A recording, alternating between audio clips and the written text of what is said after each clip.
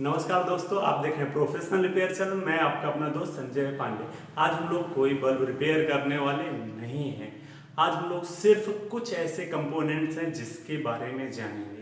जब आपका HPF driver failure होता है तो मोस्टली जो सबसे ज़्यादा कंपोनेंट फेलियर होता है वो कौन कौन से कंपोनेंट है जो सबसे ज़्यादा मोस्टली फेलियर होते हैं, जो हमें रिपेयर करते समय बेसिकली वो कंपोनेंट हमारे पास अवेलेबल होना चाहिए। गर्मी का मौसम बहुत ज़्यादा है लेकिन हम लोग वीडियो को करेंगे कंप्लीट। तो जैसे हम लोग कभी कभी देखते हैं कि जब आप लोग ड्राइवर रिपेयर करते हैं तो उसमें कुछ ऐसे पार्ट्स हैं जो सबसे ज़्यादा फेलियर होते हैं, मतलब मोस्टली फेलियर ही होते रहते हैं। तो आज हम लोग उस पार्ट के बारे में जानेंगे, उसको आप कैसे चेक कर सकते हैं, उसको आप कैसे रिप्लेस कर सकते हैं और उसमें से कौन कौन से पार्ट हैं जो आपके पास हमेशा अपने स्टॉक में रहने चाहिए। तो हम लोग चलेंगे अभी रिपेयर टेबल पे, रिपेयर करेंगे नहीं और हम लोग सिर्फ पार्ट के बारे में जानेंगे और कौन कौन से पार्ट हमारे पास अवेलेबल होने चाहिए। और वो ऐसे पार्ट जो आपके 5 वाट बल्ब से लेके 21 वाट, आपके 20 वाट, 23 वाट और 25 वाट तक मोस्टली यूज़ होते हैं। तो चलिए हम लोग, जैसे कि दोस्तों हम लोग आ गए हैं रिपेयर टेबल पे और हम लोग अभी देखेंगे कौन कौन सा पार्ट ज़्यादातर मैक्सिमम जो है फेलियर होता है हमारे एचपीएफ ड्राइवर में।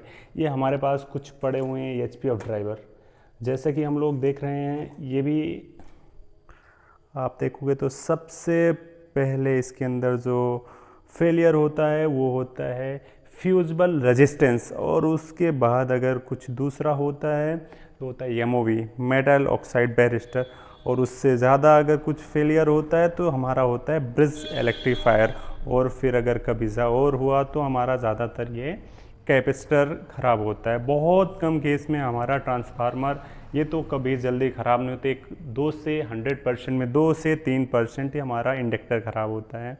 और जैसे कि हम लोग अभी दूसरे एचपीएफ ड्राइवर में देखेंगे तो इसमें ज़्यादातर आपका यही फ्यूजिबल रेजिस्टेंस और आपका एमओवी और ज़्यादा से ज़्यादा आपका ये इलेक्ट्रोलाइटिक कैपेसिटर फेलियर होता है, और ये आपका बैक साइड का सिलिकॉन ब्रिज इलेक्ट्रीफायर। तो आपके पास जो मोस्टली पार्ट रहने चाहिए वो आपका पहला, ये आपके पास इस टाइप का फ्यूजिबल रेजिस्टेंस अवेलेबल होना चाहिए। दूसरा आपके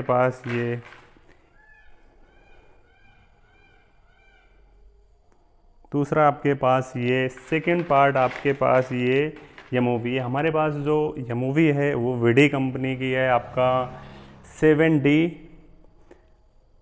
561K।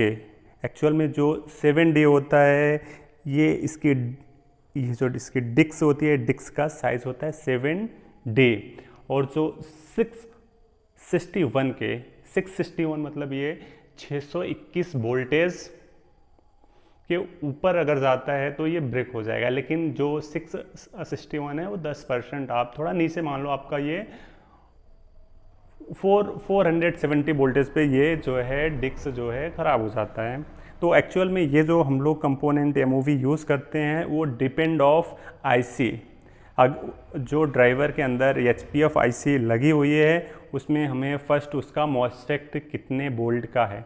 कुछ में जो होता है आपका 550 का मॉसफेट लगा होता है, जिसमें हम लोग एमओवी 7D 511K यूज़ करते हैं, और जिसमें आपका आईसी 600 या 650 का मॉसफेट रहता है, उसमें हम लोग 561K का MOV actual metal oxide barrister. इसके अंदर एक डिस्क होती है जो कि कभी हम लोग नेक्स्ट वीडियो में सिंगल कंपोनेंट के बारे में जानेंगे। ये हमारा फ्यूजिबल रेजिस्टेंस और एमओवी और इलेक्ट्रोलाइटिक कैपेसिटर और हमारा ड्रम कॉइल और ये हमारा इंडक्टर, और दूसरा ये है हमारा जो हमारे पास मोस्टली होना चाहिए हमारे पास इस टाइप का ये ब्रिज इलेक्ट्रीफायर आपका MB10F होता है, और दूसरा MB10S। जो हमारा MB10S होता है वो हमारा 1000 वोल्टेज के लिए होता है। मैक्सिमम उसके अंदर जो कैपेसिटी होती है वो 1000 वोल्टेज होती है, और एस और एफ में दोनों में थोड़ा सिर्फ थिकनेस का फ़र्क रहता है। जैसा आप ये थोड़ा सा ये आपको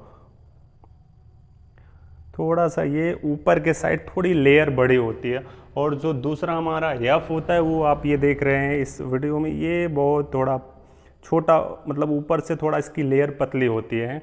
ये दोनों फ़र्क होता है। और उसके बाद जो ज़्यादा से ज़्यादा तर पे कभी कभी क्या होता है कि ख़राब हो जाता है, फूल जाते हैं, वो हमारे इलेक्ट्रोलाइटिक कैपेसिटर होते हैं। ये हमारा जो है, और जो मोस्टली यूज़ होता है वो 100 वोल्ट 47 यूएफ का इलेक्ट्रोलाइटिक कैपेसिटर यूज़ होता है। और इसमें मोस्टली क्या होता है कि इसमें हमें देखना होता है कि इसका जो वर्किंग आवर है कितना है। ये आपका जो हमारे पास है मोस्टली 5000 से 8000 इसका वर्किंग आवर रहता है। जैसे इसका इस प्रकार के डेटा शीट पे आप देख सकते हो, जाको इलेक्ट्रोलाइटिक कैपेसिटर आपका 47 यूएफ 100 वोल्ट 8.2 mm इसकी जो लेग है उसकी साइज़ है, और इसका जो वर्किंग आवर है 5000 से 8000, जो इसकी वर्किंग आवर है वो 5000 से 8000 आवर है। बाकी जो हमारे पास जो वीडियो की ये हमारे मूवी है 7D561K, और ये हम लोग यूज़ करते हैं जब आईसी आपका 650 उसका मॉसफेट रहता है। उसमें क्या होता है कि 4 kVA पास रहता है, तो उसमें हम लोग इस चीज़ को यूज़ कर सकते हैं। और कभी कभी हमारा ये तो बहुत, ये ट्रांसफार्मर जो हमारा इंडक्टर और इंडक्टर, बहुत सारे इंडक्टर के जैसे आपका ये भी इंडक्टर ही है। और दूसरा हम लोग जो यूज़ करते हैं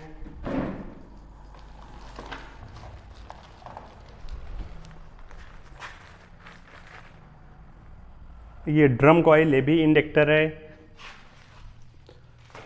और उसके साथ जो सबसे मोस्टली यूज़ होता है और वो आपके पास मैंडेटरी रहना चाहिए, वो है कि आपका हीट सिंक कंपाउंड। कभी कभी क्या होता है आप लोग मार्केट से लाते हो, लेकिन जो हीट सिंक कंपाउंड होना चाहिए वो आप लोग लेते नहीं हो, और वो अगर आपका चूना कलर का चूना घोर के, मिट्टी घोर के आपको दे देते हैं, क्योंकि उसकी जो गुणवत्ता होनी चाहिए वो गुणवत्ता नहीं होती, जिसकी वजह से बहुत कम समय के अंदर जो हमारी एलईडी होती हैं, लाइट इमिटिंग डायोड, उसमें बहुत जल्दी वीकनेस आ जाती है। कभी कभी जो लाइट्स होती हैं उसकी वजह से प्लेट इतनी हीट होती है कि बल्ब जो है बहुत वीक हो जाती है। जैसे कुछ एग्जांपल के लिए हम आपको कुछ ऐसे बल्ब दिखा रहे हैं,